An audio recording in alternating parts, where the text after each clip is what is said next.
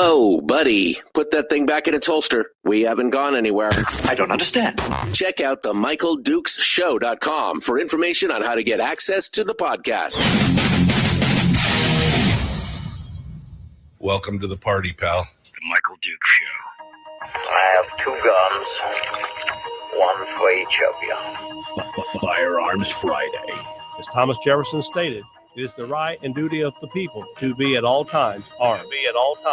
Say hello to my little friend. I say that the Second Amendment is, in order of importance, the First Amendment. The right to keep and bear arms is the one right that allows rights to exist at all. The Michael Dukes Show.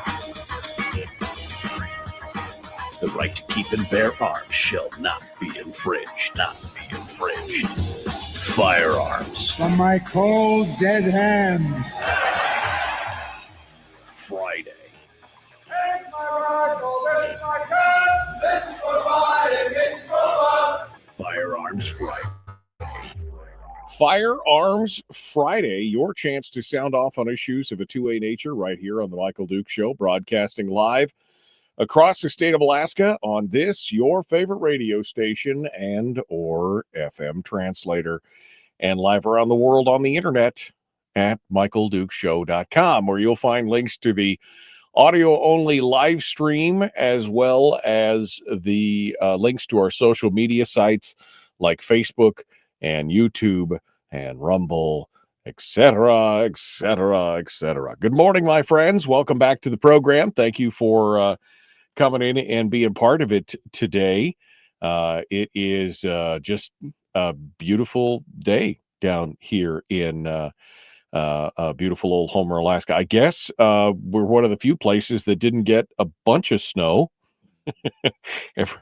We were supposed to, but thankfully the weather service was wrong for today for us.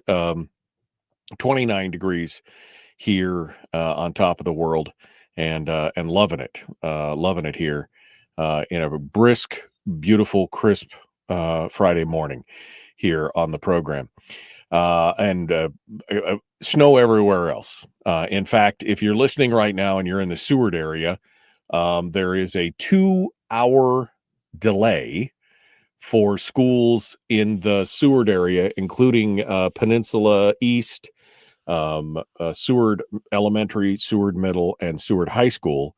There's a 2-hour delay. They say that teachers and staff and students should show up 2 hours late this morning because they got a lot of the white stuff. So, and if you feel like your student is wouldn't be safe today based on your conditions, just call the school and they will excuse the absence for today.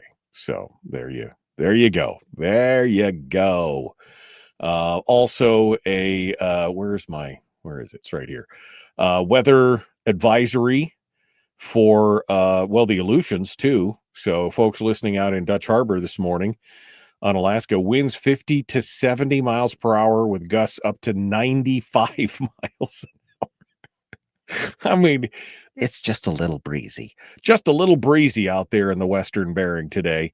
If you're out there, but a little closer to home here on the Kenai Peninsula, additional snow up to 2 inches, 4 to 8 inches of storm accumulation in Northwest Kenai Peninsula and Ski Lac Lake area. The interior Kenai Peninsula and Turnagain Pass, accumulation of 8 to 18 inches, with locally higher amounts in Turnagain Pass, which was already tough. They had a triple fatality accident yesterday near Portage. So trips to Anchorage, you guys be very careful out there today. And then finally, in the Anchorage area where they had the Glen shut down for a couple hours already, additional accumulation of 2 to 4 inches, total storm accumulation of 8 to 16 inches near Portage, East Turnagain Arm, including the Seward Highway, Girdwood, and Portage, until just about now this morning. It's continuing to be slow to be snowing slick, hazardous, travel is difficult, commute is if you could work from home today, I think they're saying work from home. I think it would be the answer that you're looking for there. So a little bit of weird weather, although again, in my own backyard, crisp and clear, and no snow right here. Although everybody else appears to have gotten some snow on the rest of the state. 3 inches of snow in the 3 inches of snow up in the Matsu. It looks like 2 to 3 from the various folks in the chat room. Half inch in Nilchik, and none down here on top of Diamond Ridge. So, yes, and there will be more today. Yeah, definitely going to be a snowy day today. You were dreaming of a white Christmas, and here's where it gets you, I guess, when that's all said and done. All right. So today is Firearms Friday, and that's our day of the week where we get a chance to dive down in issues related to the Second Amendment and to the ability to keep and bear arms. We talk about the gun laws and statistics, facts, tips, tricks, tactics. We talk a little bit about history and historical things related to the Second Amendment and more. It's our favorite day of the week. It's our favorite day of the week where we get a chance to chat about these issues and we get a chance to chat about them with you, because one of the things that we like to do on Firearms Friday is we like to talk with the listeners and the public, and we open up the phone line, which we're doing right now. 319-527-3864. 319-527-3864. If you would like to sound off, we'd love to hear what you guys have to say today. Anything that's firearms related is up and available and ready to go. All you got to do is smile and dial, and let's get let's do it. Let's do it this morning. In fact, I guess we're just going to start right away. I see that Ron from North Pole is immediately called in, and we're ready to go. So we're going to talk with Ron here in just a second. Some of the stories I'm going to cover today include the latest cases that could potentially be up in front of the Supreme Court. We're going to talk a little bit about what happens when you cut federal funding for gun violence research, which again reminds me a lot of the Education Task Force here in the state, where they already have a presupposed answer for what they want, outcome, and this is just the way to give themselves political cover. Why there's a problem with violent crime and more. We're going to continue with a lot of these things throughout the day, and also, of course, the news2a.com has got a new article out, which I was laughing at so hard. Democrats are not anti-gun. They're just misunderstood. And we're going to talk about that, as well as the history of the Second Amendment. I've been teasing this for 2 or 3 weeks, saying I was going to get into it, and we always seem to run out of time. This time I'm going to we're going to jump into it no matter what. So we're going to get into that as well. So, and by the way, Keep and Bear Arms still offline. I do not know what's going on with that. But we'll, since Ron brought it to our attention last week, let's go over to the phones and see if Ron has dug up an answer as to why that might be here this morning. Ron is in North Pole, and he joins us right now. Good morning, Ron. How are you? I'm well, sir. And you? You know, just another beautiful day in paradise, my friend. What's the weather like back in North Pole? It's cold, but a little snow. We're still above zero, so I guess that's a plus. Yeah, that is a plus. I remember many a Thanksgiving driving to Grandma's house at 25 and 30 below. So above zero is still good. Yeah. There's something I felt like I had to kind of get off my chest, and it relates to an item that you brought up, I believe Monday. I'm not quite sure, but at any rate, it does involve a firearm, so I guess it's related. Okay. There is a young adult who has been on the lam for a couple of weeks now, I guess, in connection with a shooting that occurred a few weeks back. Right. You're talking And about the young guy that shot the other kid at the house party. that's correct. And something occurred to me. I guess it's been in the back of my mind for a long time, but what we have here is a failure of the criminal justice system top to bottom. To begin with, there was a prior robbery that took place that he was on probation for, I believe.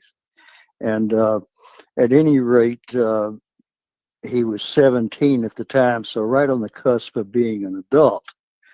And certainly it seems to me that robbery involves the use of force in some way or another, whether it be physical size, the 240-pound linebacker as opposed to the 100-pound woman, Right. or some sort of implement, be a bludgeon, a knife, or a firearm. In this case, it was a firearm. And what should have probably happened is the district attorney's office should have moved to waive this individual to adulthood for purposes of trial and sentencing. Right. And that did not happen. Secondly, the court in the original case erred in a very light sentence for a fairly severe crime, that being robbery. So we have a failure of the judiciary. And finally, we have a problem with the supervision of the individual who was on parole. Back in the day when I was involved in that sort of thing, he would have been a prime target for an unannounced warrantless search of his residence or vehicle, which in many cases might have revealed the firearm that was used in the murder. Right. Well, and again, So, you've got a little bit of a background in law enforcement, so this you're speaking from a position of authority on this.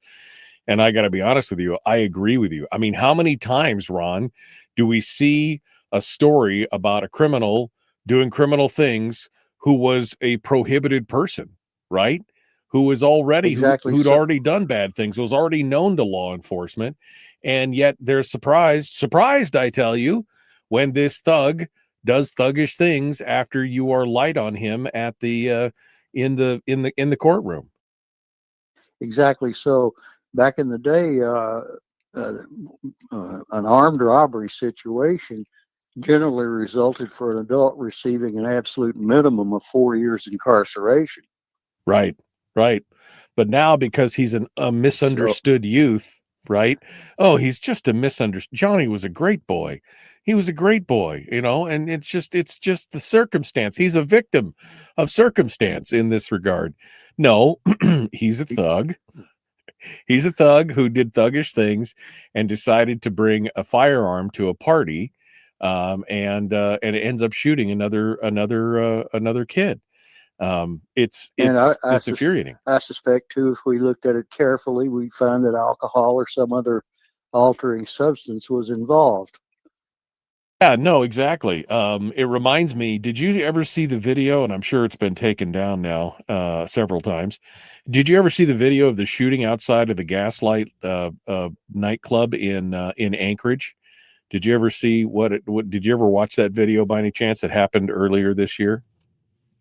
I did not. Yeah. The only one I can relate to is the one where the officer threw the individual down on the sidewalk and got in all kinds of trouble for it. Yeah, no. This was another interesting one where, the again, thuggish behavior outside of a nightclub, and they got into a scuffle, and they looked like they were looking for trouble on the video. You could see it on the video. And one of them pulls out a gun and starts to blast at people. Luckily, there was a security guard who happened to be outside right next to his own car. Yes. He pulled I believe it was an AR type rifle. Yeah, and ended the threat immediately there on the sidewalk. I mean, unfortunately, that's the only sure way to stop these kind of situations is with that kind of force, because otherwise they treat it like it's a revolving door. I mean, maybe it gives them, I don't know, you probably know better than I do, having been around more criminals than I have, but they probably treat it like, oh, this was just street cred. I got busted for the armed robbery. Now I'm a bad dude. And so I really have to carry and go out there. And if somebody bumps my drink at a party, I get to shoot them or whatever happened, you know. It's it's crazy. So. Yeah. No, you're exactly right. And where is he? Happened many times. Yeah. And where is he? And is his family hiding him, or is there something else going on? Why is it taking them? I mean, that occurred back on the 23rd, 24th of October. Where is this guy? Right? I mean, how it's Fairbanks. It's not that big. Where is he? Exactly. And what's going on? So, and again, preventable. Right.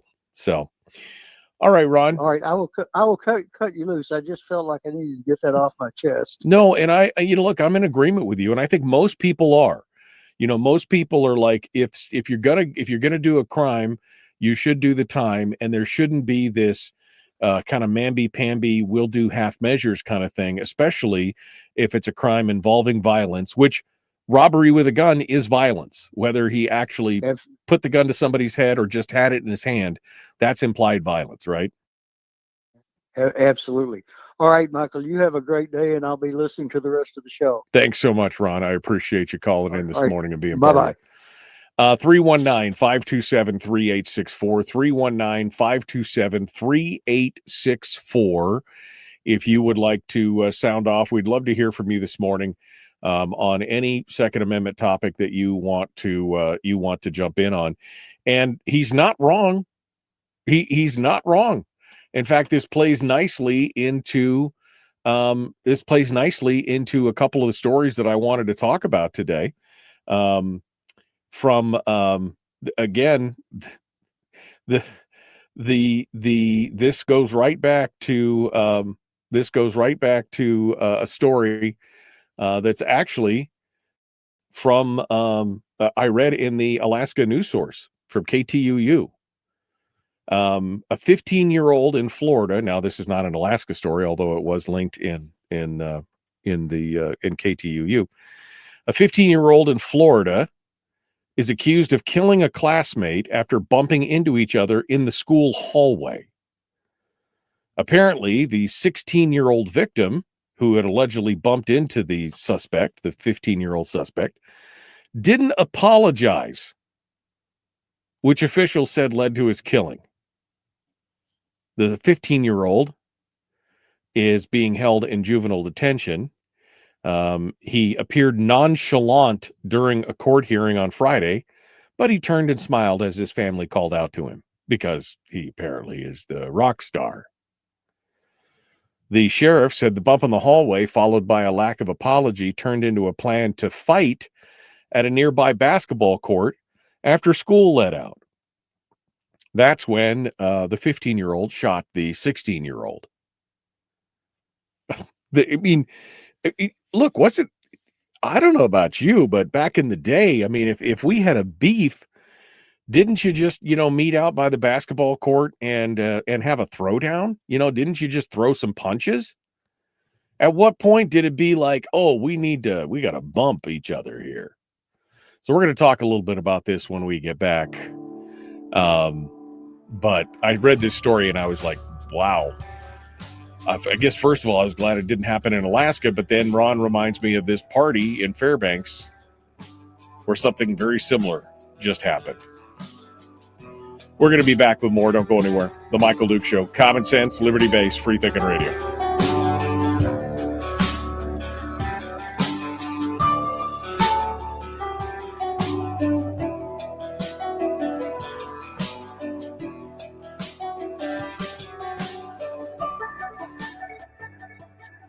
If you missed the show, you can listen to it on your time with Dukes On Demand. Oh, and it's free. Like America used to be. Streaming live every weekday morning on Facebook Live and MichaelDukesShow.com. Hiya. Okay, how are you guys doing? You ready to rock and roll? I'm all about that this morning. Thanks for coming out and being part of it today, and joining us. We love having you guys come on board and be part of the discussion and more. Thank you for coming out for Firearms Friday. I see that Fred is now on the line, and so we're going to jump into this with Fred here in just a hot second. Fred, hold the line. Don't go anywhere. Let me see what you guys have been talking about here, and see what else is going on. Sorry I'm late, says Frank. He was watching The View. You were watching The View. You obviously feel better today. I do feel better today. Yeah, I do. I was actually scheduled. I was supposed to go up to Anchorage on Thursday for the Alaska Broadcasters Association conference and dinner and everything else.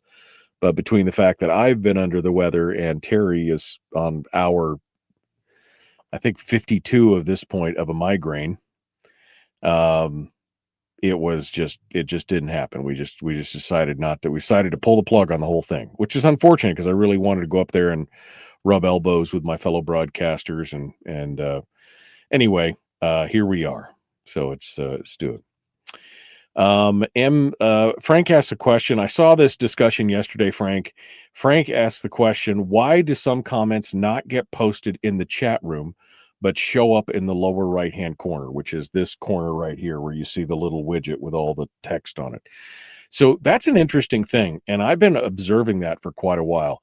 That is because Facebook has some kind of self-moderation feature, not me enabled, not enabled by me, but enabled by Facebook. But because the StreamYard software that I use to broadcast to everybody at once has this widget that basically, as soon as somebody drops it, it pulls it before Facebook can delete it. You're actually seeing comments in real time and uncensored in the little chat window there. And I've looked several times to make sure that there's not some kind of moderation, some kind of, it was like, I can't remember whose comment it was yesterday, something about communism and being careful about communism. And his comment, apparently you were talking about, just disappeared out of the feed. It's Facebook. It's got sometimes it just does not like the things that people say. And so it deletes it. It auto hides. It doesn't delete it. I should be clear on that. It auto hides the comment. Now, if I'm in the Facebook broadcast window, it actually would show me that, and I could unhide it at my leisure. But I've never been able to find a setting to say stop doing that. But just know. Yeah, apparently it was Kim. That's right. Kim said if you said communism and Democrats, they apparently don't like that in Facebook, and so they hide that comment. It's weird. Now Brian, he has Brian's got the power of the word. I don't know if Brian can see that as well, since Brian is a moderator here in the chat room. Brian, if you see I don't know if you can see the hidden comments when they pop up if you're watching it on Facebook, but if you do see one and it doesn't seem like it's a thing, then you can unhide them. Feel free to unhide them. It's just crazy. It's crazy why it's going on. Let's see. Oh, you were on the city council, MD. That was close to rubbing elbows with criminals. It was a borough assembly, but yeah, I get your point. Absolutely. Abso-freaking-lutely. Richie said that guy that stabbed the Ukrainian woman on the train was arrested 13 times with a known history of mental health issues. Yeah. You start to wonder why. Why do we let this stuff go on? Why? That's the question. All right. Let's continue on. The Michael Duke Show. Common sense, liberty-based, free-thinking radio.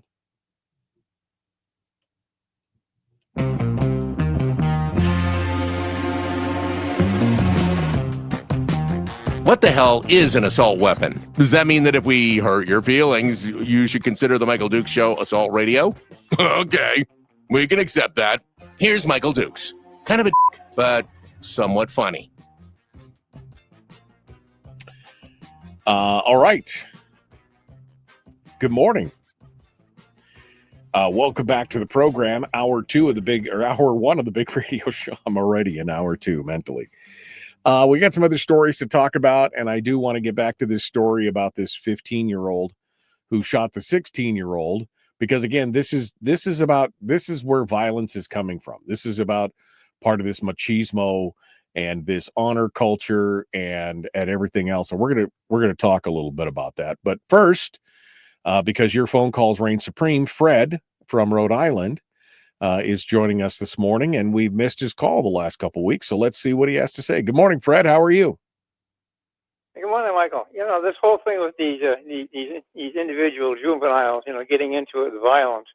I think the biggest problem we're running into is the judicial system itself is totally going off the rails. I mean, as far as sentencing, as far as like being the one thing that could turn things around and end a lot of this nonsense overnight by setting examples, by properly prosecuting certain individuals for certain violent acts.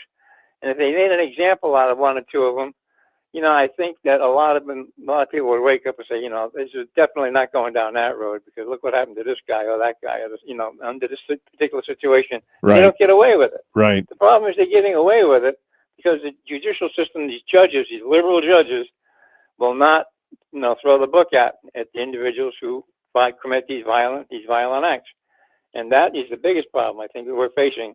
And it's all political. They don't want the progressive left to look like a bunch of hard-nosed, what do you want to call punishers or enforcers of law. Tough on they want to crime. be more compassionate, which is, it's total kettle of crack is what, crock of crap is what it is. And this is the problem. This is the problem, Not only the Democrats responsible for the predicament with the shutdown situation, because they are the ones who were pushing it along and enabling it 14 times, soon going to be 15, but, for voting against it and keeping everything shut down just so they can prove a point. Well, I got to make a point for them. Next time an election comes up, make sure you don't vote for them and get them the hell out. But they're also responsible for this coddling crap that's, for these individuals. Yeah. And all they're going to do is go back out on the street and just do it all over Well, again. and let's just shut them down at the source the first time. Right. Well, we've That's seen this. We're not doing. Yeah, we've seen this. As long as they're not doing it, it's going to continue to happen. We've seen this in communities across the country where, they get a soft on crime, district attorney or something like that, and these folks end up with a slap on the wrist, and yet it becomes a revolving door. Somebody in the chat room just made the point that the guy who stabbed Irishka, the Ukrainian girl on the train, that, he had been arrested 18 times, 13, 15, 18 times. He was known to law enforcement. He was known to have mental health. His own mom said that he was disturbed and nuts and needed to be, and yet they continued to let them out over and over and over again. And again, this is not surprising. But again, this goes back to that victim mentality of, well, the perpetrators, they're not really perpetrators. They're not really criminals. They're victims of fill in the blank. They're victims of society. They're victims of the patriarchy. They're victims of white supremacy. They're victims of something with no accountability for their own actions. Well, as long as they keep promoting that, it's only going to get worse. The situation has only become a lot worse than it is now. And you look at it and say, how can that happen? Well, believe me, it can happen. But, and unless there's accountability for all this, it's just going to continue on and on and on and on and on. And the true party behind this is the liberal progressive Democrats. They're responsible for so much going wrong right now. You can't even imagine, how expanded this really is. It's just out of control. Yeah. But, I think it's time people put their foot down and say, that's enough. We've seen enough. We know it doesn't work. You know, you don't put a fire out by pouring gasoline on it or try to drown out the flames that way. That definitely doesn't work. But this is their philosophy. Burn it all to the ground, you know? Yeah. And I don't understand it. Just don't get it. No, I mean, I'm in agreement with you. I've never understood the idea of somehow being soft on crime was going to fix anything other than embolden the criminals who are out there. Because, again, it's monkey see, monkey do. If you see somebody do something and get a very, very light sentence or a rap on the knuckles, and you just feel emboldened then to proceed with the same kind of thing, and that is. That's the whole deal. It's kind of crazy. So I'm 100%. I'm 100% with you on that. Definitely. So, well, you know, look what happened down at in Florida there with that Marjorie Stoneman High School with that, Cruz character. Yeah, the Parkland shooting. 47, 48 time running law enforcement kept letting them out. And look how that turned out in the end. I mean, well, somebody shut him down early. That would have never happened. No. I mean, you're 100%. You're 100%. That guy had multiple interactions, over a dozen interactions with federal law enforcement, and nearly twice that with local law enforcement. We've got the Sutherland Springs shooter in Texas, where he went to the church. That guy was a known bad actor, had a dishonorable discharge from the military, and yet all the gun laws in the world didn't stop him from doing what he did. And again, it's time after time after time we see this happening. And in fact, the argument would be that a lot of times when you see this quote unquote gun violence, is that it is criminals who are already known to law enforcement, and again, should already prohibited people that are causing a lot of these problems. And so, one more thing you got to look at, Michael, is the fact that they're not going after the criminals when they do these acts. They go after the law-abiding citizens who don't bother anybody, who are exercising their Second Amendment rights, and something they want to get rid of is the Second Amendment, obviously. But they don't mind dumping on law-abiding citizens, and infringing on their rights, and interfering with them for no purpose other than just look what we can do. Yeah. Look how powerful we are. Look how we can do. And I think that's something that should be a wake-up call to a lot of people in this country. Yeah. This is not going to happen. You hear the Second Amendment, you're gonna bulldoze right through the rest of them, and they're gonna land in some third world cesspool. Yep. Like so many other places in the world where these people have gotten away with it in the past. No, I agree. Yeah, we have some serious choices to make in this country. Some very serious choices to make. Exactly. And again, it's the old axiom of if you're going to do the crime, prepare to do the time kind of thing. We need to go back to that. Now, I'm also very reticent to give the government more power over people to do that, because we've already seen at the federal level how they stack charges and do everything else, and they've got a 96% conviction rate or whatever. But especially when it comes to these communities, which are mostly non-federal crimes, the communities need to stand up and say, hey, if somebody's doing bad things, then they need to pay the penalty, and there needs to be something brought up to that, and to show that there is a penalty for your crime.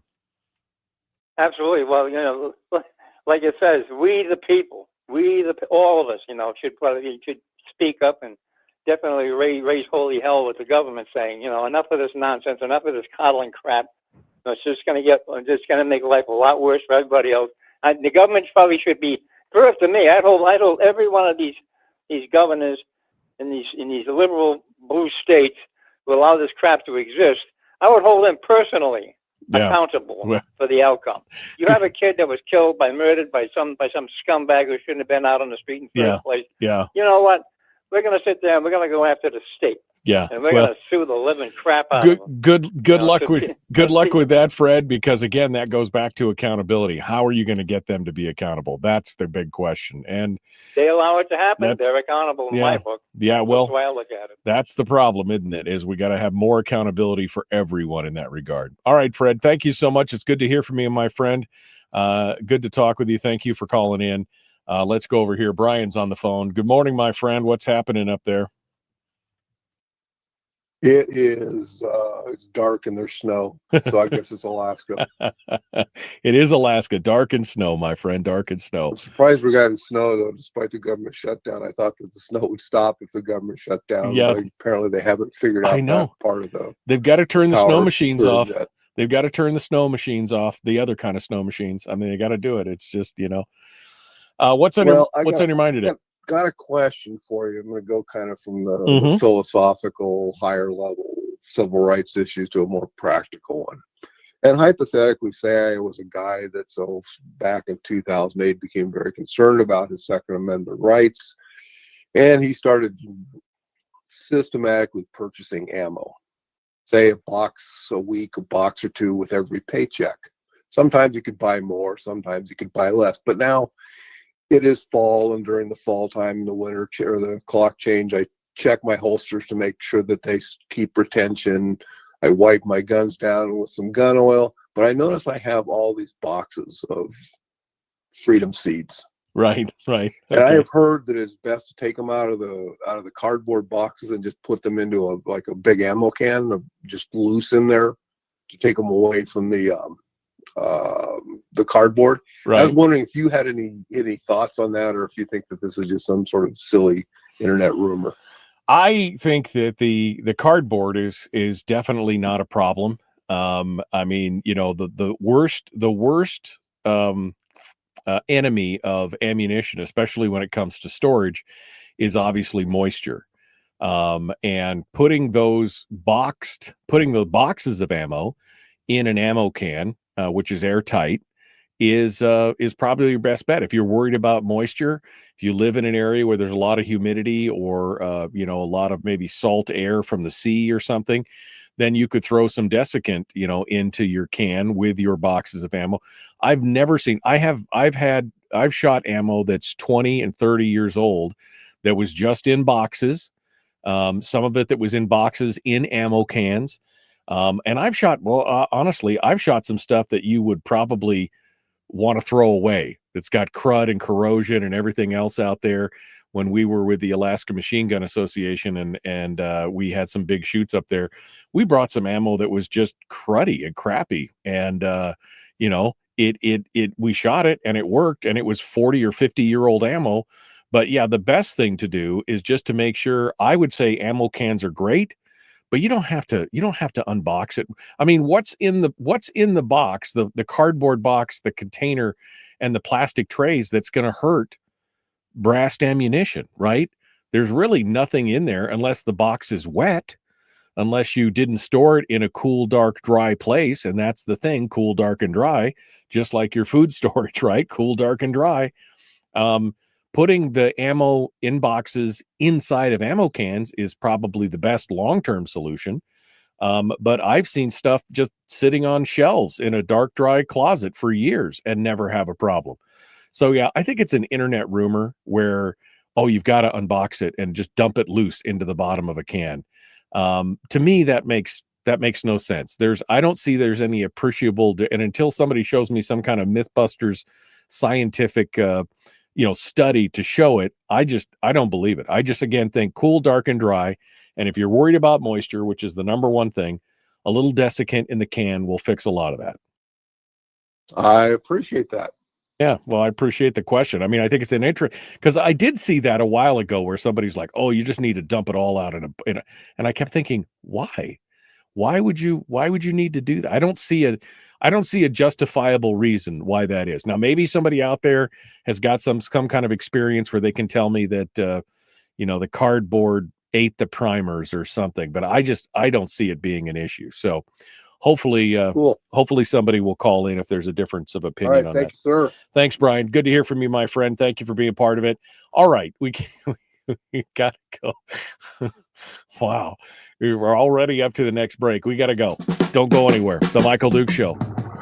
Common sense, liberty-based, free-thinking radio. We return with more right after this.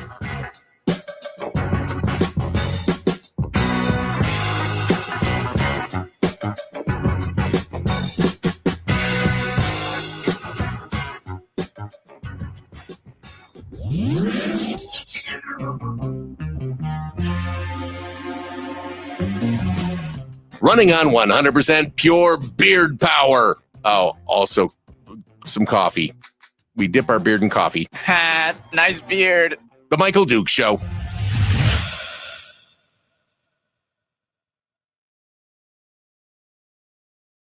Okay. Okay.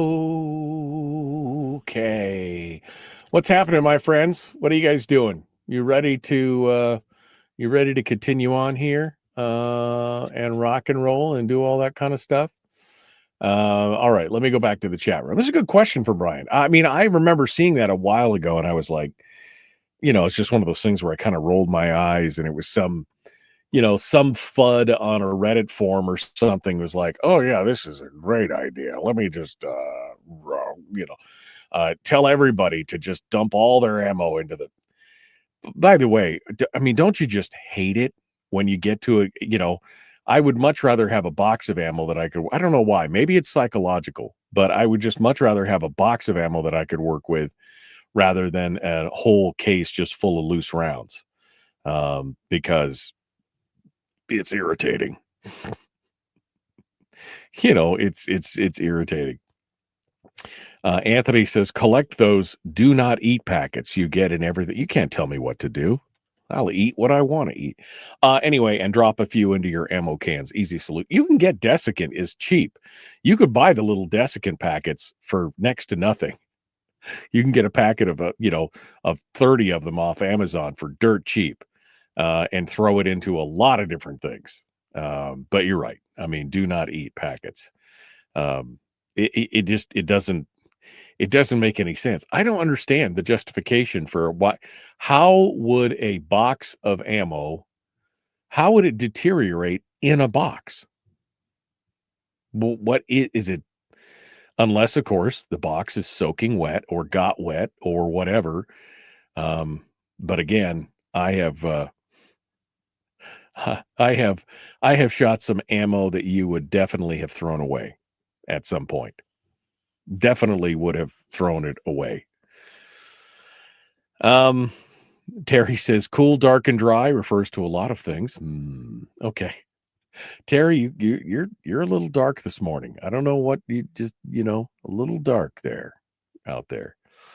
Yeah, cool, dark, and dry applies to most things. If we're talking about long-term storage of anything, cool, dark, and dry is always the answer. I mean, whether it's canned goods, dried food stores, I mean, hell, even gasoline, right? I mean, you need to put some stabilizer in it too, but cool, dark, and dry, definitely up there amongst the top reasonings. That cool, dark, and dry is a deal. Deterioration, says Anthony, would indicate a moisture source outside the box itself being an issue. Yeah, exactly. And I know that Brian's saying chemicals used in making the cardboard, often they are bleached. Yeah, but the same. Have you ever bought a box of minute rice? I mean, I just don't see it leaching into the metal or anything else. It is what it is. I've shot plenty of ammo that's decades old. And as long as you've kept it cool, dark, and dry, whether in the box or in an ammo can, it seems to work just fine. I found a box of 22 long rifle when we were moving, and the box was obviously, well, it was probably 25 years old, at least, because it was a brick of 500 and it said $699 on it. Right? That's how long ago. I mean, and it shot just fine. And that was in the back of a cupboard in my garage, which was definitely cool and dark, but not always dry. But it was just fine. It was just fine. So, I mean, your mileage may vary. Yes, definitely. If you dumped it out of its cardboard container and just directly into a metal can, it's probably that. I mean, I guess that would eliminate the variable of the cardboard, but I can't imagine. And again, you got to make sure that your ammo cans are clean and are clean and dry themselves. Ammo degrades over time. I've never had that problem, Jim. Never had that problem. They did not add stuff to powder 30 years ago. Are you saying they're intentionally putting an agent in the powder to make it go dud in a certain amount of time? Yes, and moisture condensation happens with just a temperature change, says Chris. That is something to keep in mind, is that if it's, you can't put it someplace where it's freeze and thaw and freeze and thaw and freeze and thaw. All right, well, let's jump back into it. Peninsula's already with us. Here we go.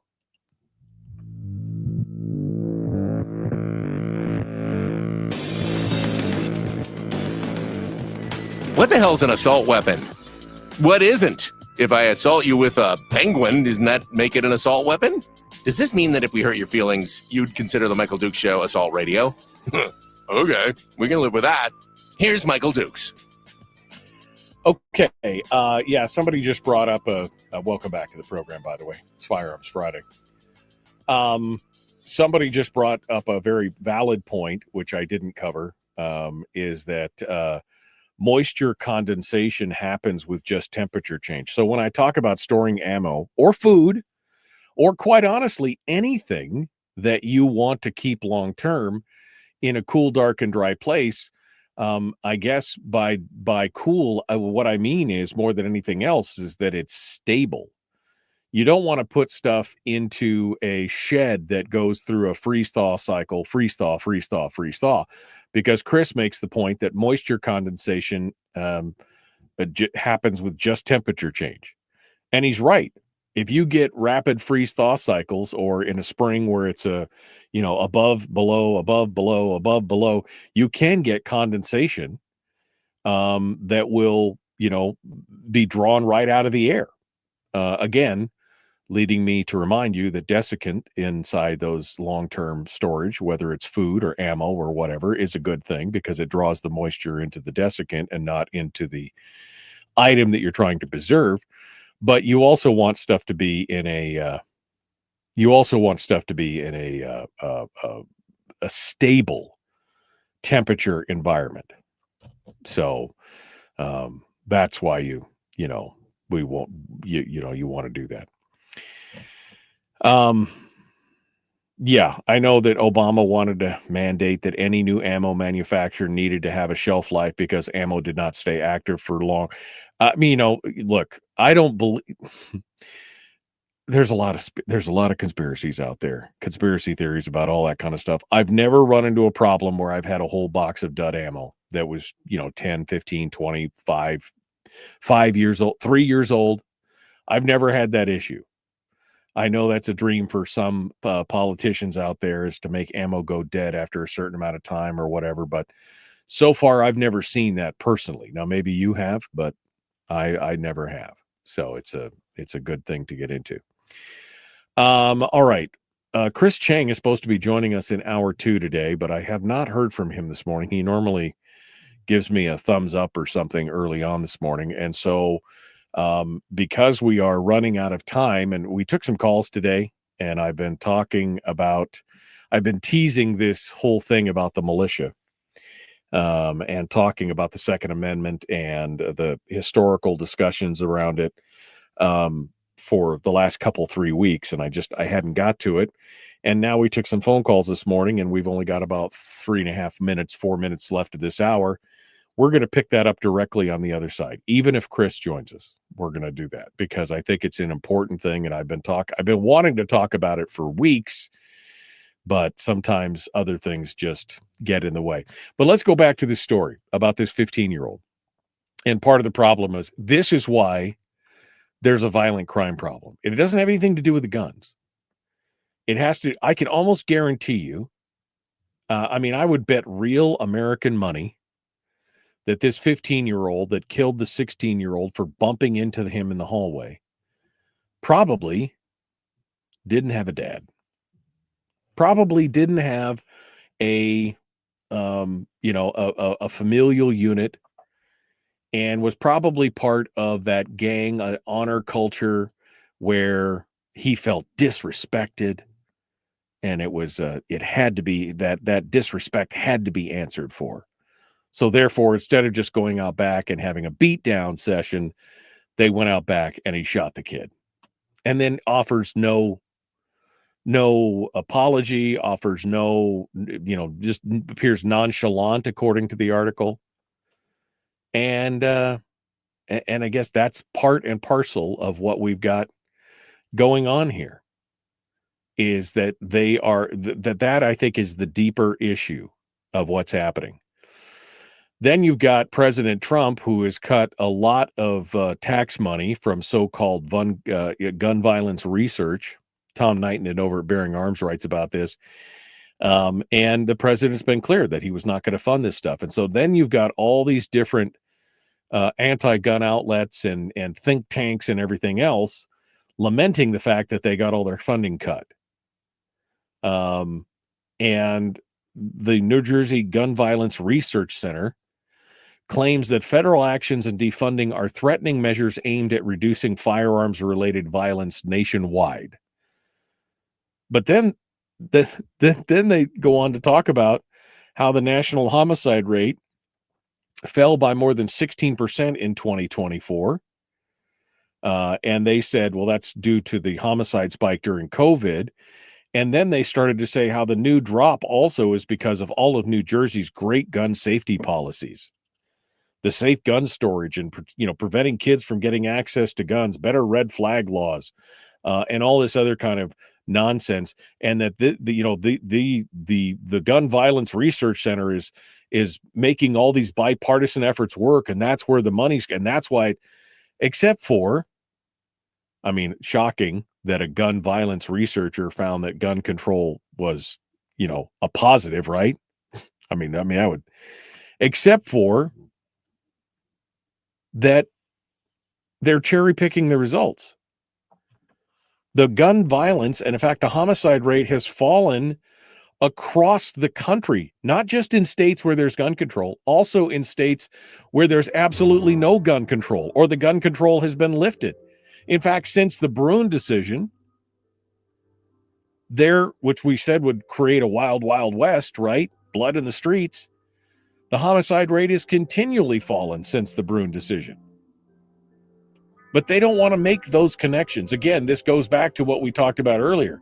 Sounds a lot like the educational task force, where they have an outcome and they know they want the outcome. Now they just want the political cover to show that this is what they want to do. But this is what we're fighting back against. This kind of stuff right here. All right, we're going to continue on. The Second Amendment and the militia up next.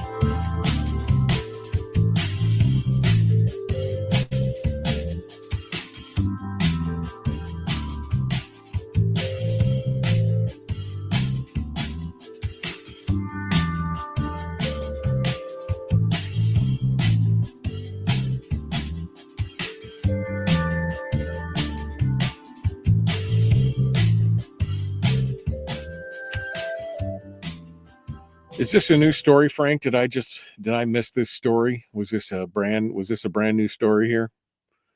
But Frank's got he's got a comment up here saying that there's a Bureau of Land Management employee in Colorado facing 18 charges after an investigation found she allegedly obtained resident fishing and hunting licenses so she could vote in Alaska elections. Drop me a link on that, Frank. Hit me with some sources on that. I'm interested to discuss that for sure. For sure.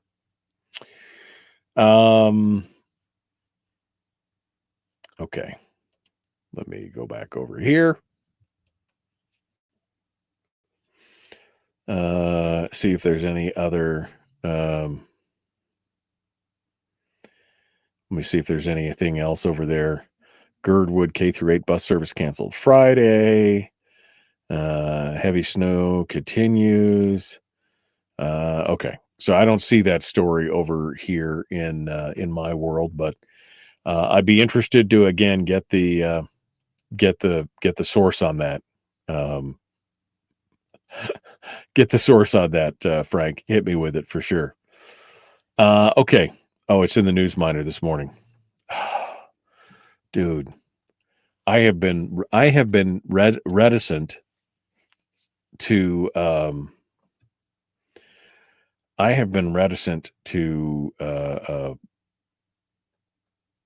subscribe to the Fairbanks Daily Newsminer because I dislike a lot of their reporting. I guess is what I'm saying. I just dislike a lot of their reporting, and I just hate to dump money in their pockets. And I guess we'll see what it looks like. But maybe I might eventually have to subscribe because they won't show you anything without, you barely get the headline and the slug line without having a subscription to the Daily Newsminer. And I don't see it here on the front page of the Newsminer, but there we go. Women accused of voting in Alaska. Let me see if I can find this from another source. Yeah, there you go. After inquiry, Bureau of Land Management found that 51-year-old Valerie Baxter obtained a residential fishing and hunting license and voting in Alaska without valid residency. Baxter faces 18 charges, including perjury, voter misconduct, unsworn falsification, and making a false statement to Fish and Game. She obtained resident licenses between 2019 and 2024 after she moved out of state for a job transfer. She sold her home in Alaska in 2021. She also allegedly voted by absentee ballot in 3 elections between 2022 and 2024, listing her former Alaska address as a resident. She claims she intended to return to Alaska, but the BLM reported having no record of her applying to any position in the state since her departure. Wow.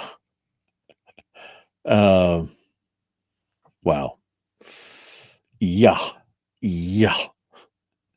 That's gonna be it. But she was voting. She's voting out there in her thing. So thanks, Frank, for the heads up on that one. I appreciate it. Let's see. You mean the News Minus? I have a mug somewhere that is I don't remember where I got it. Somebody gave it to me. But it's a big old camp coffee mug, and it says Fairbanks Daily News Minus, and it has like hammers and sickles and stuff on it. It's a black cup with this big red label that says Daily News Minus, your communist manifesto of the Fairbanks. I mean, somebody was really mad at the Newsminer, but I had to laugh when somebody said that. Couldn't you deduct the subscription as a business expense? Yes, I could.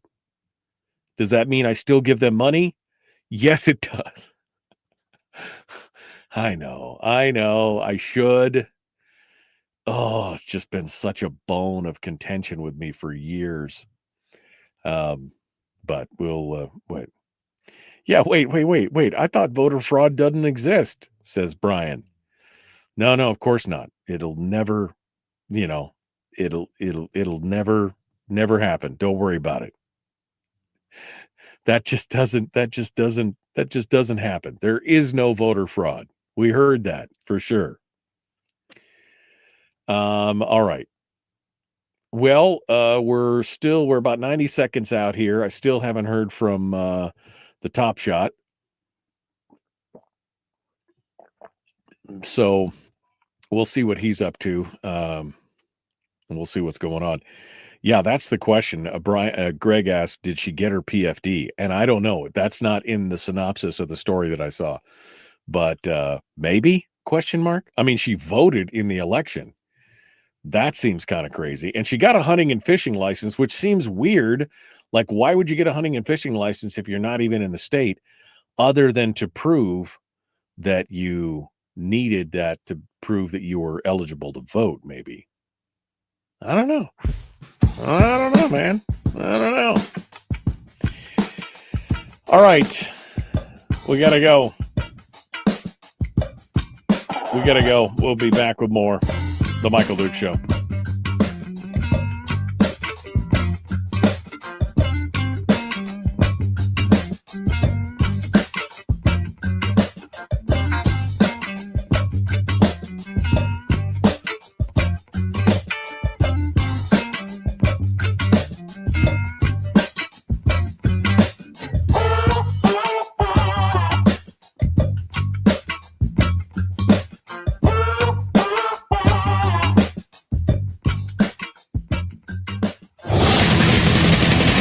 Whoa, buddy. Put that thing back in its holster. We haven't gone anywhere.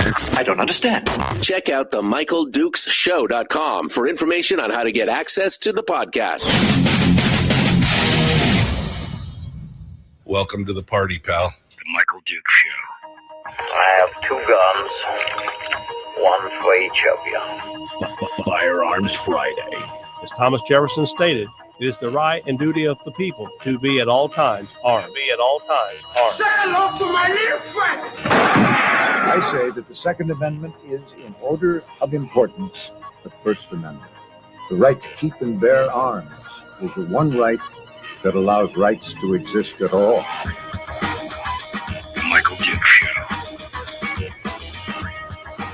The right to keep and bear arms shall not be infringed. Not be infringed. Firearms. From my cold, dead hands. Friday. Take my rifle, this is my gun. This is for fighting, this is for fun. Firearms Friday. Firearms Friday. Your chance to sound off on issues of a Second Amendment nature. Right here on the big radio program, every Friday, we get a chance to dive into the issues related to the Second Amendment, gun rights, tips, tricks, tactics, laws, stories, everything else from around the country. And the phone lines are open. 319-527-3864 if you want to sound off. Come on board, 319-527-3864. We'd love to hear what you guys have to say this morning in relation to that. But before I get to that, now, Top Shot Chris Cheng, it is the second Friday of the month, and he usually joins us on the second Friday of the month, but he has not responded to my DM. I slid into his DMs and sent him a text, and I haven't heard back from him yet, so he may or may not be joining us this morning. I'm going to lean towards probably not at this point because I haven't heard from him in the last 2 hours, but we'll see. We'll see. Meanwhile, I've been teasing this for a couple, 3 weeks, and I've been wanting to get into this. And so now's the time to do it. And we're going to talk about, and I know Larry's just called in. Larry's on the phone. Larry, I'll be to you here in a moment. So let me, well, you know what? Let me just go to Larry real quick because I want to get this out of the way. And then I shouldn't have teased the phone lines. Let me get to Larry real quick, and then we'll move on to my story. Good morning, Larry. What's on your mind? So, the July issue of the America's First Freedom, the NRA magazine, had a real good article on the shot that was heard around the world, in April of 1775. April 19th, 1775. Yep. Huh? April 19th, 1775, Lexington and Concord. Yeah, I don't know if you read that article or not, but A1F.com is, and then they've got YouTube stuff and all that other stuff that I'm not familiar with. I'm not a computer person, so. Right. But anyway, I thought, read that article. I don't know if you have read that or if you have access to that magazine or not, but that's one of the NRA magazines I received. And I thought it was a pretty neat article. And I was going to mention that to you when you're up here in Fairbanks, and then I spaced it out. Okay. Yeah. But the other thing I was going to mention is a little bit early, but the weekend, the Friday, Saturday, and Sunday after Thanksgiving, Alaska Gun Collectors Association is putting on a gun show at the Carlson Center. It's going to be Friday, Saturday, and Sunday, and I don't have the flyer with me, I'm still driving to work. My windshield wiper froze to the windshield and it broke, and I had to fix it this morning, so I'm running a little bit late. Okay. But anyway, I'll let you go and get on with other callers, and you have a good weekend. All right. Well, I appreciate it, Larry. Thank you for the heads up on that. I found the article, and I'll work it into my discussion this morning. Thank you for coming on board and joining us today. Yeah, that was the shot heard around the world at Lexington and Concord on April the 19th, 1775. And it was that was the shot heard around the world. That was the ultimate, that was the epitome of a resistance to gun control. That's when they went to seize the magazine. They went to seize the powder and magazine from the colonists, the British, because colonists had muskets and everything else, but they kept all the powder and the shot in a centralized location because the stuff was very dangerous and they were worried about it. And so they went to seize the powder in the magazine, and they were stopped. They were stopped, and they were stopped by a list of by a group of folks who were basically the militia of the day. And I think that is as good a place as any to start in my conversation today. No, the Second Amendment hasn't been misinterpreted, right? Somehow, and we've seen this over the years, that somehow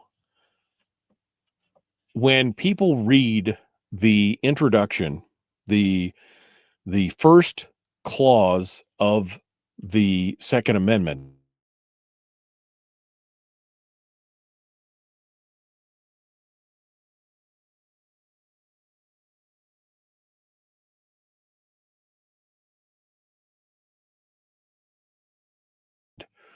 they get infringed. But it's that introductory clause that has thrown people for a loop sometimes, because you have to understand that the meaning of words change over the course of time. And somebody, every now and then somebody will weigh in on this or talk about it and basically say that, oh, we just don't understand what the Second Amendment really means, that it's really about the National Guard, right? That the militia is actually today is the National Guard. And so this is really about, having a well-regulated means restricted and controlled and, governmental regulations. And that's what it means. Like Johns Hopkins had a newsletter and basically said, through the textualist lens, which is centered around the plain word of the law and not its historical trifles, the Second Amendment guarantees states the right to define their own standards of a proper state militia, but this guarantee does not extend far enough to imply that every able-bodied man is part of it. There's a little reason why, if the militia consists of every able-bodied man, they would specify well-regulated rather than bodily abled, or even omit qualifications. And again, going on to talk about, that well-regulated meaning controlled by the state, right? Controlled by the state. And that's been part of the problem this whole time. If you go back and you look at so first of all, you have to understand who is the militia. I guess we should start there. Who is the militia? Well, Lysander Spooner and others, including George Mason. George Mason's most famous comment is that the militia is the whole people, all able-bodied men, except for a few elected officials. That was the big part. Except for a few elected officials, but it is the whole body of the people. And so we're not talking about, and if you look back at the founders, they were very concerned about a national military. the framers and founders were concerned about having a national standing army because they had seen what had happened in England with a standing army there that could be used to then control the populace. That if a tyrannical government decided to, come about, if they decide that it could be used to then put down, I mean, again, going back to Lexington and Concord and the British soldiers, when we were a British colony, going out there to seize the means of defense, to seize it from the colonists. So they were very leery of a national standing army. And so they wanted to be able to have militias in their own states that were essentially the states, the states' people coming together as an army of defense. Now, people would argue today that that is the National Guard. But again, the key term in there is national. The National Guard is called up by the states, but it can be usurped by the national government, the national level. So no, the National Guard is not the militia. That's not the militia that they were talking about. It is the whole people, which takes us back to this whole idea of being well regulated. But you have to understand, again, as I was saying earlier, that the meanings of words change throughout time. Well regulated in the context of the Second Amendment, and going back through, Noah Webster's dictionary of the time, the 18th century, Noah Webster's dictionary of the time, well-regulated meant well-trained, well-disciplined, well-organized, not regulated by a government bureaucracy, which is the more common, which would be the more common term or the more common usage of it. But at the time, a well-trained or well-disciplined or well-organized force, that's what well-regulated mean. It referred to the state of being properly organized, equipped, and trained, similar to having a well-regulated appetite or a well-regulated clock that was in good working order. That's essentially what it means. It was understood at the time, and you can go, this is not just me saying, you can go back and you can do some reading, especially if you're reading the Federalist and the Anti-Federalist papers and the pamphlets and the letters back and forth between the founders that was before, during, and after the war. You could see exactly what they were talking about. They understood that a force of ordinary citizens who were prepared and disciplined to defend their community, that's what was needed. That's what happened at Lexington and Concord. Today, again, that concept of the militia is been completely subverted, I would argue.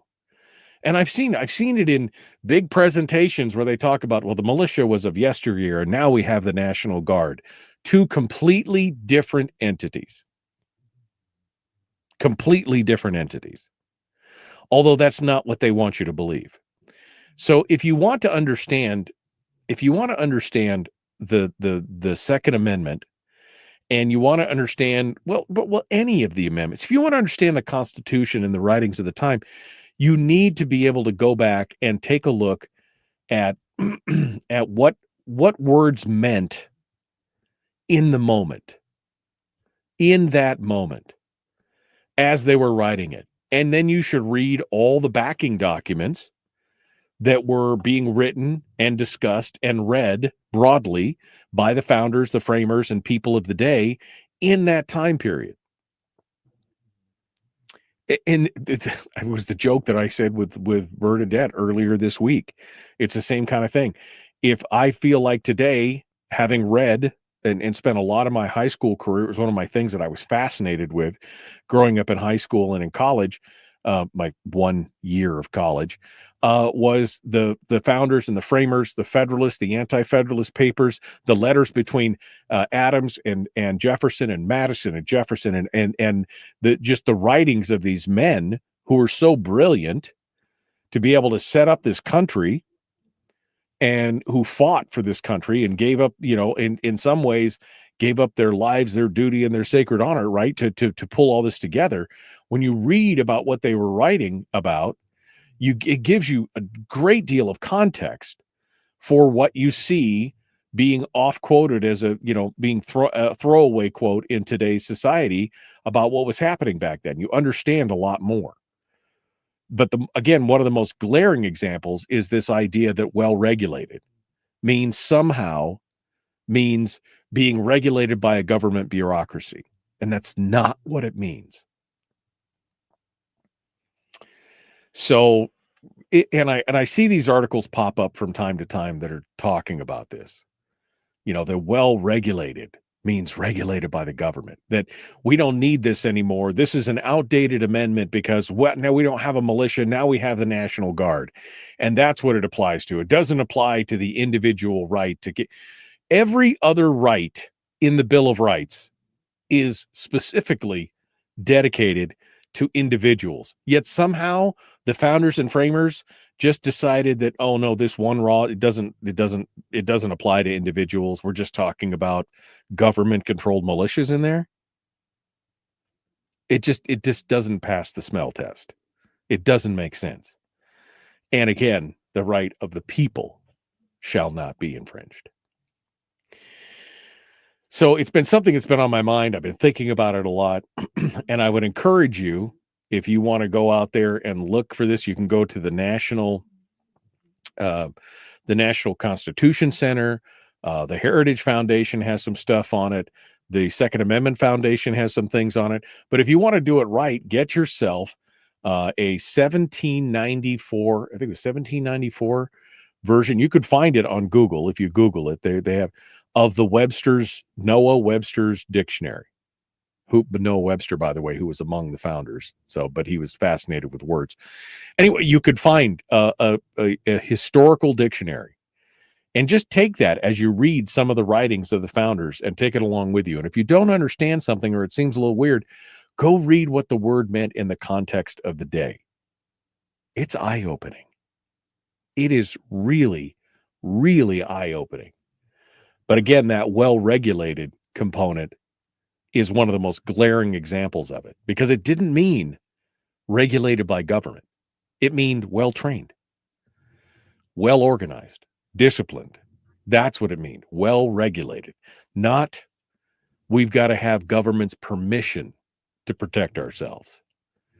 And I think that's an important part of what I've been wanting. This is one of the reasons why we do Firearms Friday, because this is about you and your individual rights and your individual responsibility in protecting yourselves and others around you. All right.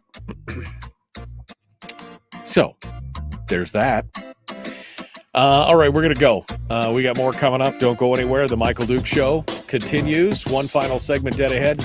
Willie Waffle will be joining us at the end of the hour. We'd be back right after this.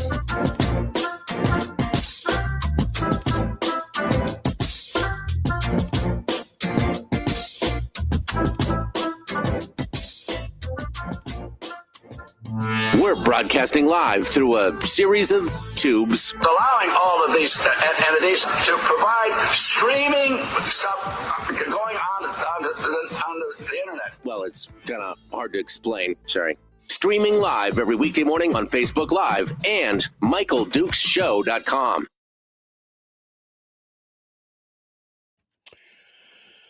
Okay, fine.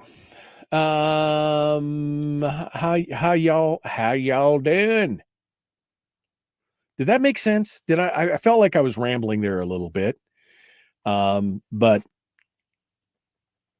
I just want to make sure that made sense. David just said a well-regulated militia would be considered by our government to be a right-wing terrorist organization. I mean, yeah. I mean, we saw that there were state militias, which were the people, guys that got together and they did some training, or they did, and yeah, they were treated with great suspicion by many of the federal, but so be it. That was the intent. Anthony says, giving the power of regulation of the Second Amendment to the very institution it was created to protect you against is pure idiocy. And that's what I'm talking about. That's what I'm talking about. Because these guys knew what oppression looked like from England. They knew what it was like to have an oppressive government. And the very idea that they would give the regulatory power of something as powerful as self-defense to, again, the very institution that it was created to protect you from is moronic to the extreme. That is the question. What I said, that they'd be talking, that the founders, if they were here today, would be in a tavern talking a little treason. Renee says, look at how pissed they would be. Some of our politicians would have been hung. I mean, I don't know about that, but I do know that they would probably be in some tavern over a brew asking questions like, how do we fix this? How do we change this? What is it going to take, gentlemen? Do we put our lives, our duty and our sacred honor on the table? Our lives, our fortune, and our sacred honor on the table?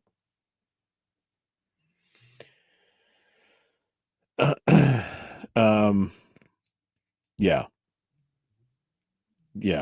It's crazy.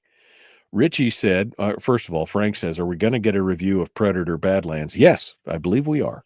It's on the list of ones to talk about today. He and I are gonna get into that and talk about that here in just a little bit. Willie's going to be joining us in about 10, 12 minutes, something like that.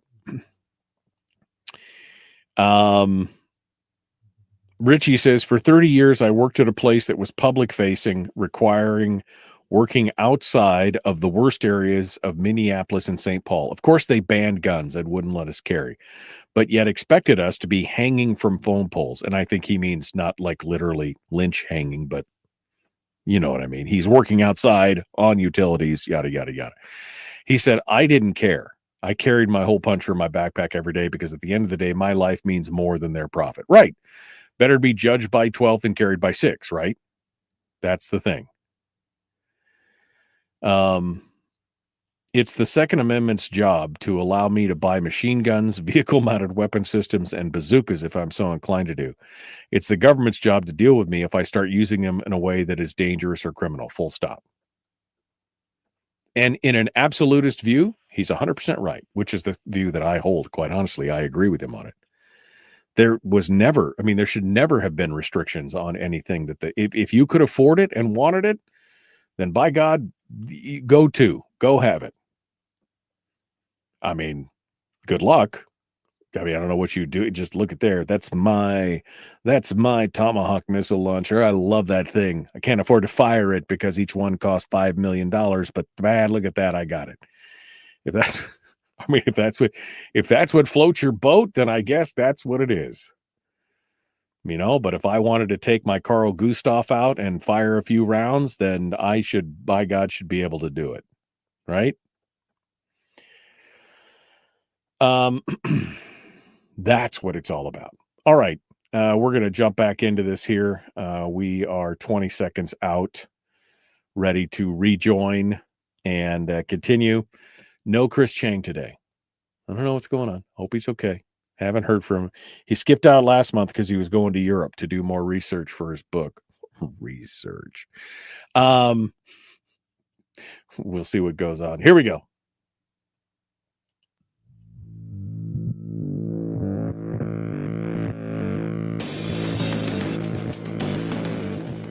What the hell's an assault weapon?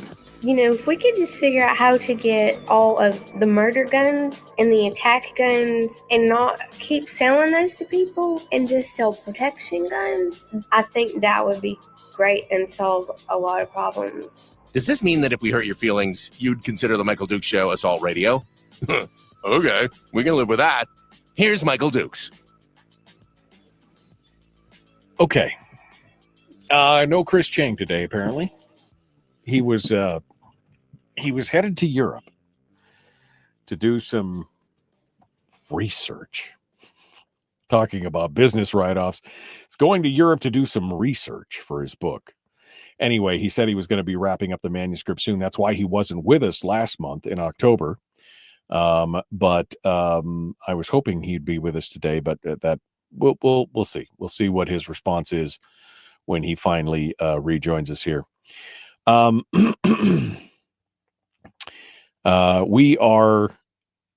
The phone lines are still open. Let me start with that. 319-527-3864. 319-527-3864.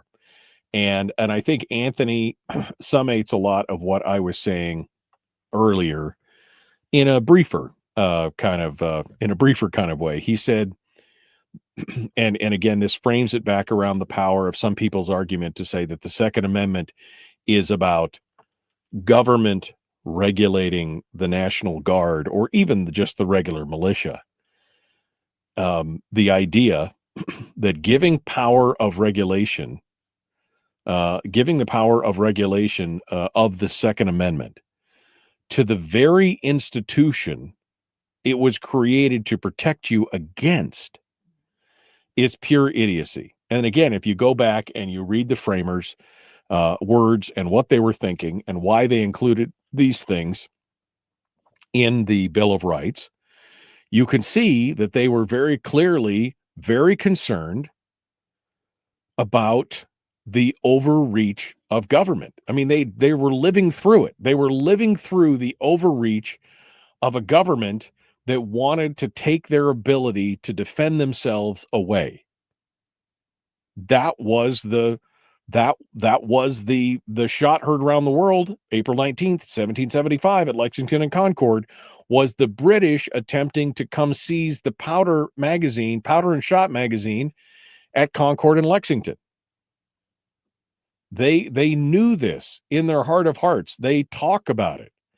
This is one of the reasons why several of the founders and framers were against creating a standing national army, because again, they had seen that same behavior of a standing national army being used against its own citizens. It's one of the reasons why habeas corpus and some of the other things that have been instituted into our Constitution is so stringent about having using the military on American soil, right? This is a very, very big deal.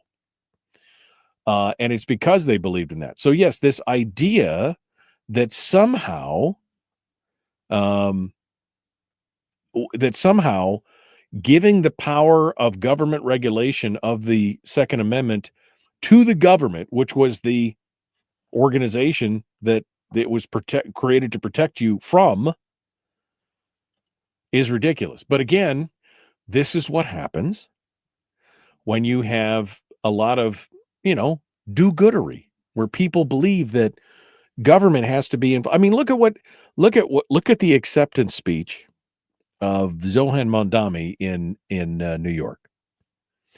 And I know we don't normally cover national stuff here, but this is relevant, and I'm sure everybody's seen the speech because I've seen the speech and I wasn't even looking for it. Where he basically said there is no problem that's too big or too small for government not to solve. That's a mindset. That is a mindset. There is no problem that is too big or too small for government to solve. And when you have people that look to the government to solve everything, then they start utilizing and to justify utilizing government as a bludgeon to fix or change everything. And that's what the framers and founders were worried about. They understood that the government is made up of people. They understand that the government, by the people, for the people. The problem is people look to government as if it's some kind of sentient, benevolent creation or creature or, whatever, but it's made up of people. So as much as you believe that somehow the government is going to be better than you at doing whatever it is, just remember, the government is made up of people. Go to the DMV and tell me that somehow that works better than anything else that humans could have come up with. Right?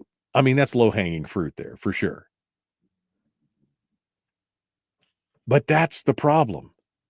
When government is the answer to every issue or problems, or maybe even problems you don't even know about, that is where the issue really comes to mind. This is why the Second Amendment was created, to create a counterbalance and a counterforce to that government overreach. And it's not a marching in the streets or pitchforks and torches. It is just that implicit threat. It's the implied threat to know that they can only push the people so far before the people potentially push back. That's what it comes down to. All right, we got to go. Willie Waffle's up next. The Michael Duke Show, Common Sense Radio. Streaming live every weekday morning on Facebook Live and MichaelDukesShow.com.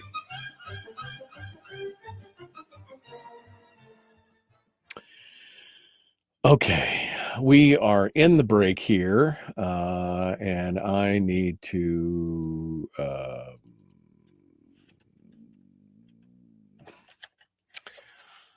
I hate it when I gotta fix stuff. But it happens. Gotta fix stuff sometimes. Sometimes you gotta do the things that you gotta do, right? Sometimes you gotta do what you gotta do. All right, let me fix this here. There we go. Okay. I'm going down here to what you guys had to say. I refuse to read or listen to anything he espouses, says Terry. Well, Terry, I mean, you have to understand, to be able to fight back or to be able to resist, you have to understand where somebody's coming from. So sometimes you have to, dirty yourself by listening to what they have to say, because you have to understand how to be able to counter it. So that's something I think you should remember. Tawny says, "Oh my gosh, he is the problem." Yeah, I mean, I agree. He is a big problem. I mean, and I think that New York City is about to get an education like unlike anything that they've ever seen before. It should be. I mean, I'm got my popcorn. I'm glad we're 4,000 miles away. That's all I could say. I got my popcorn and I'm just watching what's going to happen. David said, there is no problem too big or too small that the government cannot create. True. And then Brian said, and then the government fails to deliver on their promises. People quit voting and resort to violence, which historically, unfortunately, is how many things in history have been handled. The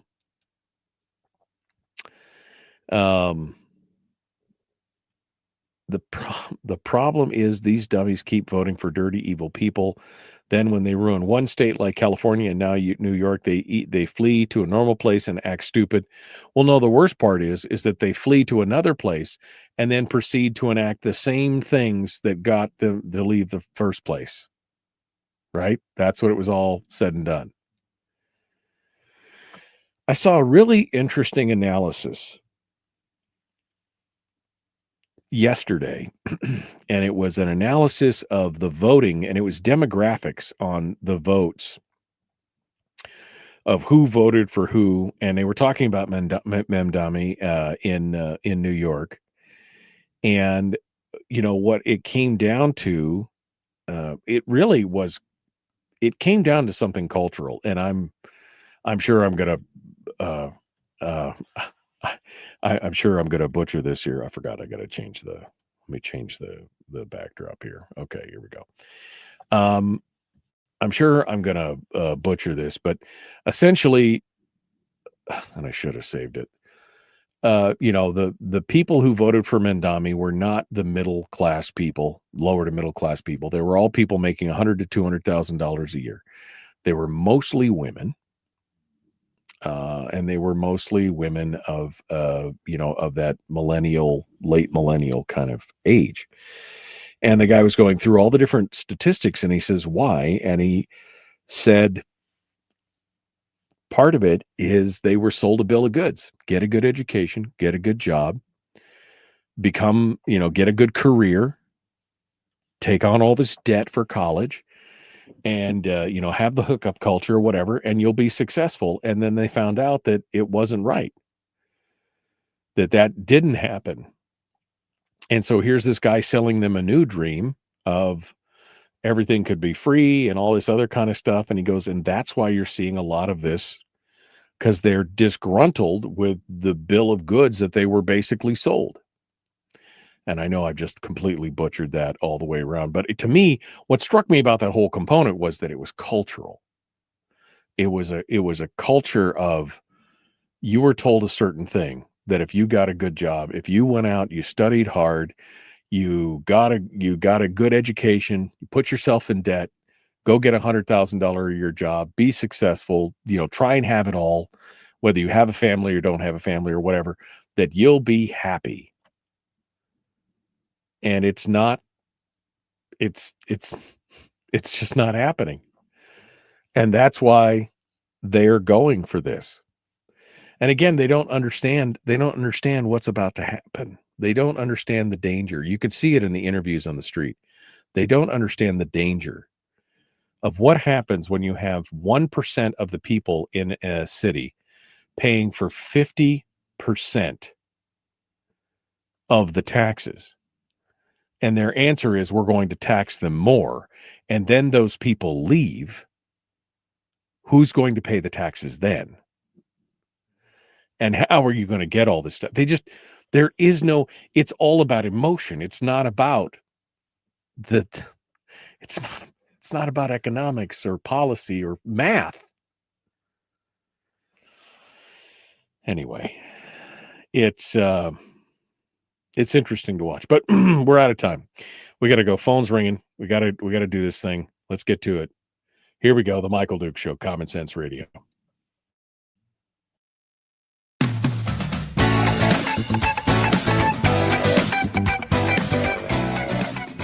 Okay. Well, it's the weekend. Man, been under the weather and starting to feel a little better today, but I'm looking forward to a long weekend of my feet up, I think is what it's going to be happening. And to help me with that, not to put my feet up. I mean, he's not literally going to put my feet to, never mind. Willie Waffle is going to come in and tell us all about the weekend movies so I know what to watch this weekend. Hello, my friend. How are you doing? I'm feeling fine. I'm saying, don't tread on me, my friend. Don't tread on me. No step on snake. That's what it is. All right. So Willie's got, we got three big movies to talk about. So I want to talk about that, but we've got some entertainment stuff to begin with. And first of all, I guess we should talk about this cease and desist from the Motion Picture Association of America. They're going to take a stand. Yeah. They're going to take a stand on this. I'm telling you. What's going on? They are going to take a stand, and I think they're going to win. So the Motion Picture Association has sent a cease and desist letter to the Meta company. You know them better as Facebook, Instagram, stuff like that. And the MPA is very, very upset because lately Instagram has rolled out something new called their teen accounts. Right. And they said that the material would be like what you see in a PG-13 rated movie. And this is true. I just saw the ad myself just about an hour ago. And the Motion Picture Association said, "Whoa, hold the phone, buddy. Wait a second. Okay, wait. Because first of all, they're saying you need to get our ratings talk out of your mouth. I mean, because we didn't agree to be like the governing body of your Instagram account. Right. We did not agree to let you tell anybody that you're using a rating system like our PG-13. Oh, and by the way, if you don't remember, those are trademarked. Yeah. You can't you can't just say something's rated R. Yeah. Like they own the R and the PG and the PG-13 and all that stuff. Yeah. So they're like, you better stop while things are kind of calm. And and it's really funny because Meta's response was, I'll paraphrase it. We didn't say that. Yeah. Yes, you did. Yes, you did. Well, I mean, and the thing that they're really upset about, and I can see why they're upset about this. To get a rating from the Motion Picture Association, there's a whole process. Right. You got to show the movie to this panel that judges it based on criteria that they have. You don't just go throw it around saying something's PG-13. You just don't. And that's what Motion Picture Association is most angry about. They're like, listen, we have a process. People understand there's a process. People understand what it means when we rate something R or we rate something PG-13. You can't just take that and dilute it and bastardize it and use it for yourselves. Right. And they're right. You can't steal the trust that we've built up with the public, essentially. Right. Yeah. Honestly, I think that's what they said in the press release. Yeah. No, dude. I could see this, and somebody in marketing is about to be fired, for coming up with this and everything. But, we all do it, right? We talk about, I'd tell you something on the radio, but it's, kind of R-rated, right? We use it as almost as part of the lexicon. Yeah, but, we do. But if you're a company, you can't appropriate that and use that as part of your marketing campaign, So yeah, I think Meta's going to lose on that one, and we'll see. And I guess it couldn't have happened to a nicer company, so it's okay. It's all going to be okay.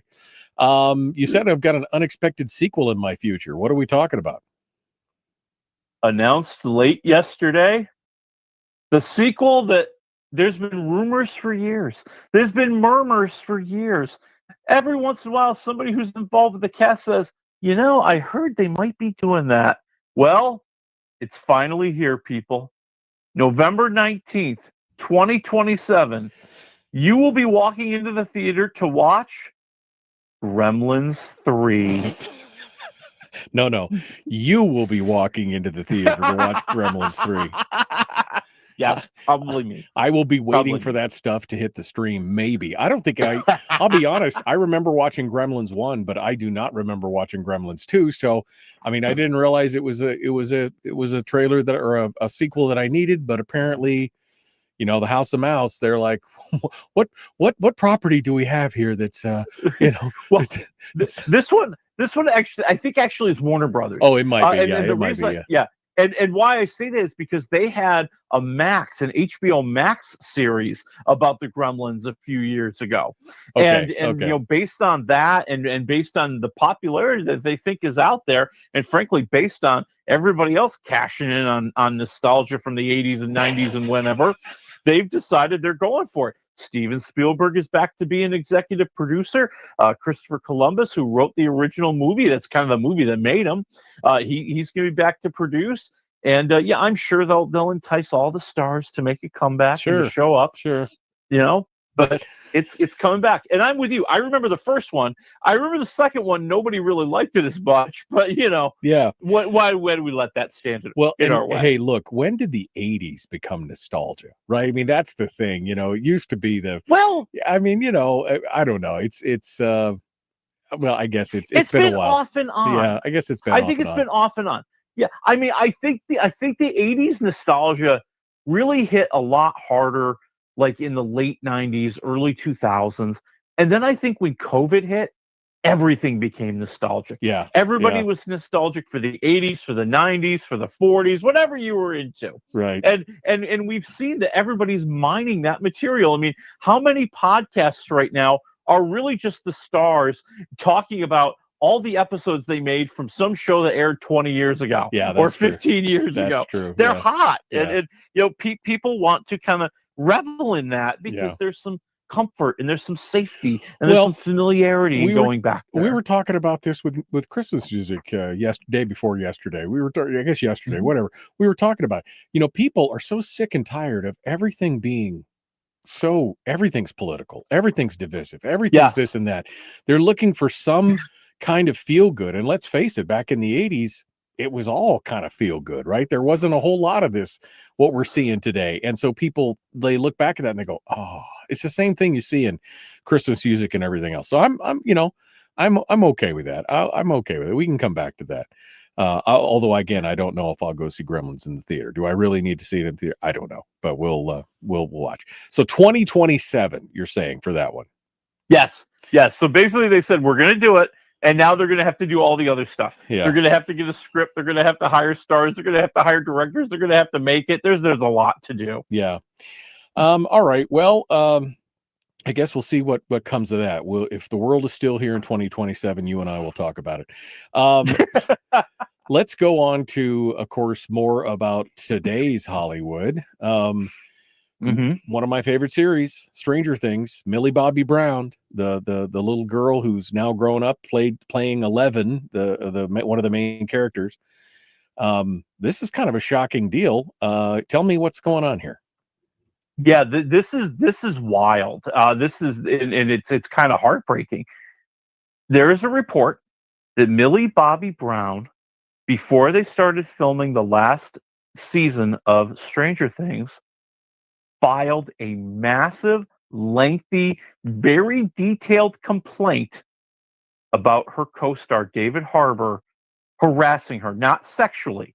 They made very clear there's no claims of sexual improprieties that have been made here. It's all about bullying. It's all about treating her badly. And things were so serious that she had a representative, she had an appointed representative on set every day she was working, every place they were shooting, everything she was doing. That's how bad it got. Well, I've heard David Harbour, who plays the sheriff, Sheriff Hawkins or whatever, Hawkins. Yeah, he's the sheriff who's kind of become the adoptive father. Right, he's supposed to be the father. I have heard nothing about this guy except for that he's really Richard. I mean, like in real life, this guy is just it's really getting ugly. He's just a jerk. That's all I hear about anytime that his name comes up, is that he is just an ass. And so here you got this girl, and he, a young actress, and I'm sure he just feels like he can, be his full-blown self at any time. This didn't impede the filming of the final season, I guess. And maybe she'll get the last laugh. I think she's got more successful projects than he does, so maybe she'll get the last laugh. And his career has really not been looking good lately. I mean, this comes on top of it. Like, hey, let's get into gossip world. His very ugly divorce from the British singer Lily Allen, which basically ended, and she has very vehemently said, because he's a cheater, because he cheated on me. Oh, wow. And other things have come out. Like you said, it just seems like every time David Harbour's name shows up in the news, it's about something horrible he may have done. And so, this is hurting him tremendously. I agree with you. I think Millie Bobby Brown, I think she's one of the really talented future actresses. I think she's got a really great career ahead of her. I think she's going to be just fine from all this. And I hope that she can find a happy workplace, because we all deserve that. Right. Well, and I guess since this is the final season of Stranger Things, then it'll be the last we see of David Harbour for a while, and that'll be fine. Because he was in the Thunderbirds, and he's going to have to show up in the Avengers movie, and they might cut back his role. Yeah, Thunderbolts. Yeah, that was the things. Yeah, or Thunderbolts. Yeah. Thunderbolts. Sorry, Thunderbirds is a completely different show, but still funny. Yeah. All right, one final thing. Do we have enough time? Okay. We've only got. I'll make it fast. We've only got about 3.5 minutes here, so quickly tell me about this entertainment reporting thing, because I think you're onto something here. This is crazy. I'm so sick and tired of all the different outlets trying to get into covering all the news, okay? Like, your sports people and your entertainment reporters are trying to cover, like, real news. Like, stay in your lane, all right? And here's what got me going this week. This was the final straw. I get all the headlines that come over the news. And the day that Vice President Dick Cheney passed away, I got a headline flash from the Hollywood Reporter. And this was the headline. Dick Cheney, George W. Bush's vice president, portrayed by Christian Bale in the movie Vice, dies at 84. Like, they were really desperate. They were reaching, man. That was a reach for that one right there. Like, they had to. We got to get a headline. It must be a slow news day in Hollywood if they can't find something else to talk about other than I mean, you're right. I mean, stay in your lane. If you're an entertainment reporter, continue to be in it. I don't expect Willie to give me riveting commentary on geopolitical events, right? No. No.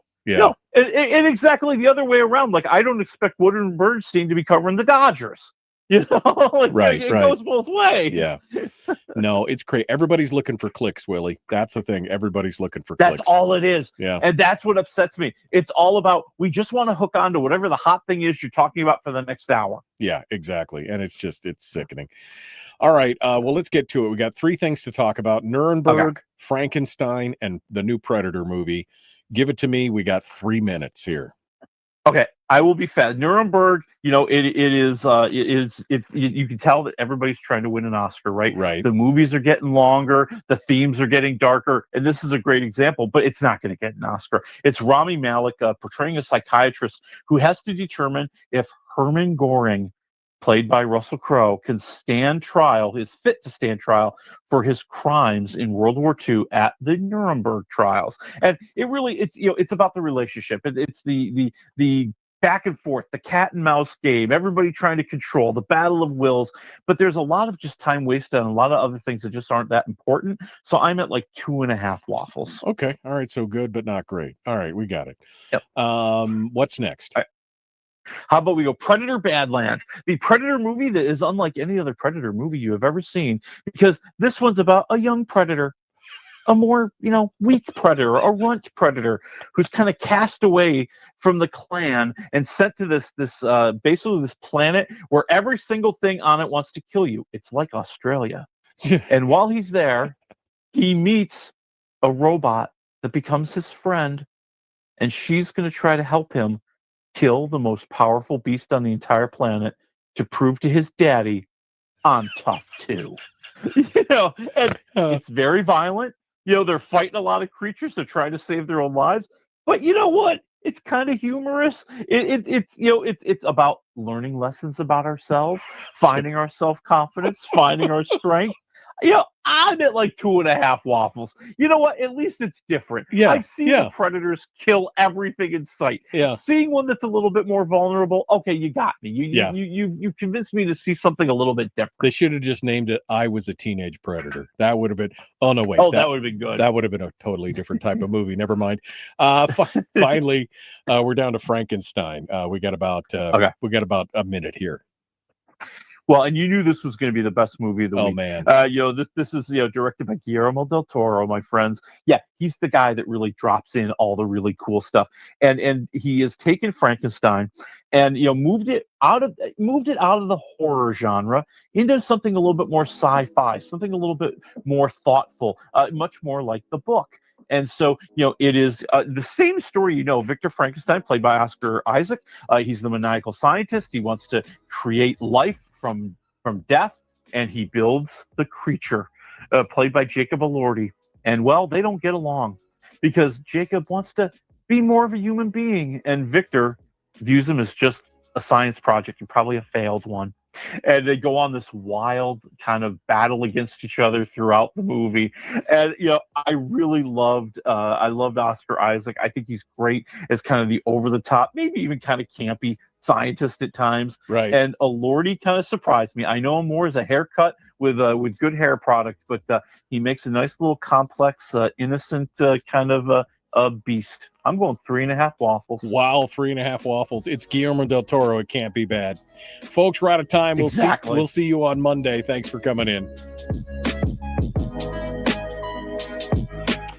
Well, I wish we'd had more time to talk about that on air, but I mean, this is a great. Yeah.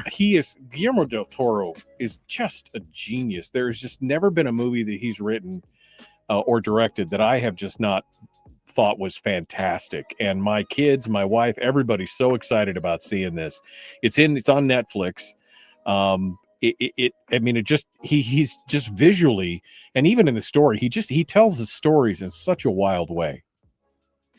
Well, and that's what I love. I mean, he has that very, very rich visual style. Like he knows how to create creatures that are out of your nightmares, yet look realistic, look like they truly could exist. It's got that gothic look. I mean, come on, it's Frankenstein, okay? It's going to be dark, it's going to be gothic, it's going to be lushly, like, beautifully ugly, if you know what I mean. Like, you really kind of feel the ambiance, you feel the essence of the movie just looking at it, and you feel like you're sitting there in that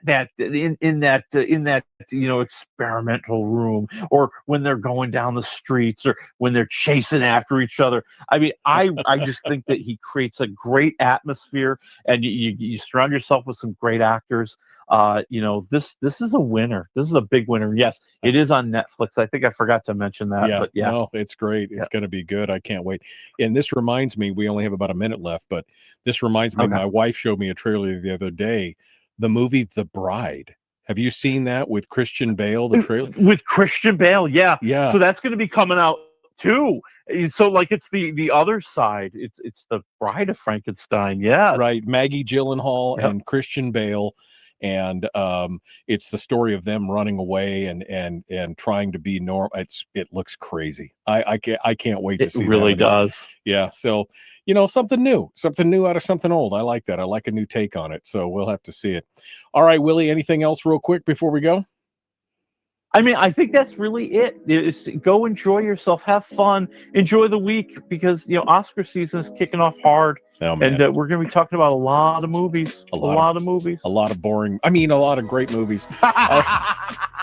Willie Waffle, wafflemovies.com. Thank you, my friends. Good to see you. We will talk to you next week. Talk to you then. All right, folks. I got to go. Thank you for being part of it today. I hope you have a great weekend. We'll see you on Monday. Be kind, love one another, live well. Goodbye.